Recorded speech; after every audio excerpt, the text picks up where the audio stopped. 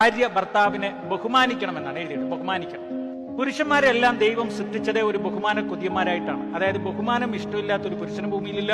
എങ്ങനെയാണ് ബഹുമാനിക്കേണ്ടത് എന്നാണ്. ഒന്ന്, ഭാര്യമാർ ഭർത്താവിന്റെ മുമ്പിൽ കയർത്ത് സംസാരിക്കരുത്, ഒച്ച വെച്ച് കീറി ചീവീടിനെ പോലെ.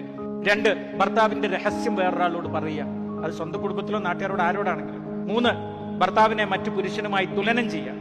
അവൻ ഭാര്യനെ നോക്കുന്നുണ്ടില്ലേ, അതുപോലെ നിങ്ങൾക്കായിക്കോട്ടെ, സോറി അത് ചെയ്യരുത്. നാല്, ഭർത്താവിന്റെ കൂട്ടുകാരെ നിന്ദിക്കുക. ഭർത്താവിന്റെ കൂട്ടുകാരൻ കുടിയനോ കള്ളൂടിയനോ ആരോ ആയിക്കോട്ടെ, പക്ഷെ അവൻ വീട്ടിൽ വരുമ്പോൾ നിന്ദിച്ചാൽ അത് ഭർത്താവിനെ നിന്ദിക്കുന്നതിന് തുല്യമാണ്. അഞ്ച്, ഭർത്താവ് ശാരീരിക ആവശ്യത്തിന് വരുമ്പോൾ കൊടുക്കാതിരിക്കുക. രോഗം നടിച്ചോ തിരക്കാന്ന് പറഞ്ഞോ അവനെ കഷ്ടപ്പെടുത്തുക. ആറ്, ഒരു കുടുംബത്തിൽ ഒരു തർക്കം തരുമ്പോൾ ഭർത്താവിനേക്കാൾ പ്രാധാന്യം സ്വന്തം അപ്പനോ അമ്മക്കോ നൽകുക.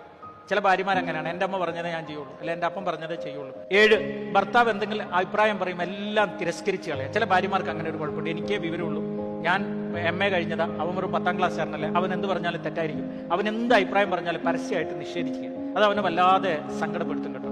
എട്ട്, ഭർത്താവ് എത്ര നന്മ ചെയ്താൽ അഭിനന്ദിക്കാതിരിക്കുക.